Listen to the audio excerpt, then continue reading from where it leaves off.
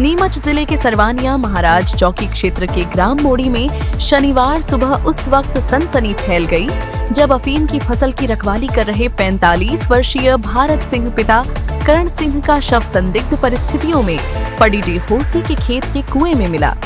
मृतक शुक्रवार रात को किसान गोविंद के खेत पर रखवाली के लिए गया था, लेकिन सुबह उसका शव मिलने से हर डैच कंप मच गया। सूचना पर पहुंची सरवानिया चौकी पुलिस ने शव को कुएं से निकलवाकर जिला अस्पताल भिजवाया, जहां परिजनों ने मृतक के शरीर पर चोट के निशान होने का दावा करते हुए गंभीर आरोप लगाए। परिजनों का कहना है कि आसपास अन्य लोगों की मौजूदगी के बावजूद भारत सिंह का सीधे कुएं में गिरना मुमकिन नहीं है।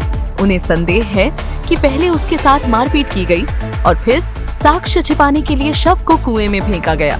परिजनों ने मामले की गंभीरता को देखते हुए सामान्य के बजाय डॉक्टरों के पैनल से पोस्टमार्टम कराने की मांग की है, ताकि मौत की असली वजह सामने आ सके।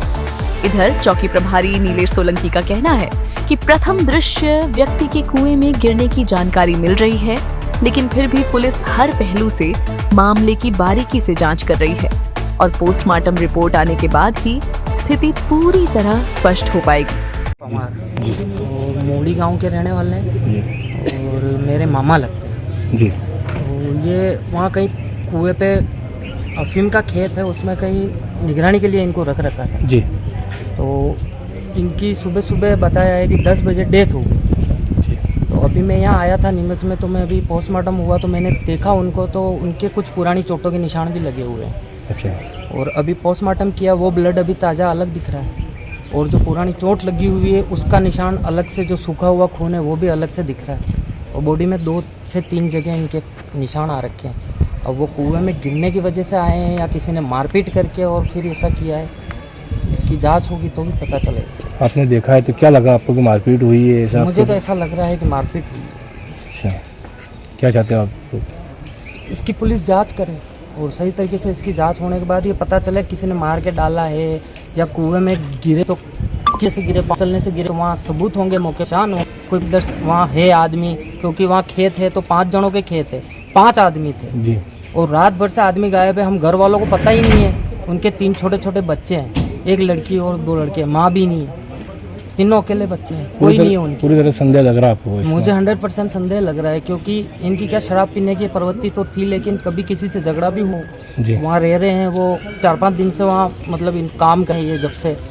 वहाँ क्या काम करते थे ये खाली निगरानी का काम करते थे। कुएं के पास क्या लेने जाएंगे, 5 आदमी रहते हैं वहाँ, तो पानी पीने के लिए तो अलग से व्यवस्था होगी ना, मटका उटका रख रखा होगा। लुआ चीरने के काम कर रहे थे। अच्छा, चीरने का भी। तो मेरा ये है कि अगर 5 आदमी वहाँ रह रहे हैं तो 5 आदमियों को पीने की व्यवस्था तो होगी। अकेला यही आदमी कुएं में क्यों गिरा? 5 आदमी थे और वो जो 4 आदमी इनके साथ थे या 5 आदमी जो भी निगरानी वाले हैं, वो कहाँ गए थे 5 जनों के खेत? अच्छा, तैरना आता था? जब इनको तैरना तो इनको शायद नहीं आता था। क्योंकि मेरा ये है कि अगर मान लो 5 आदमी थे, कोई भी आदमी कुछ बताए तो सही कि भाई रात में आपने इनको देखा, यहाँ आए।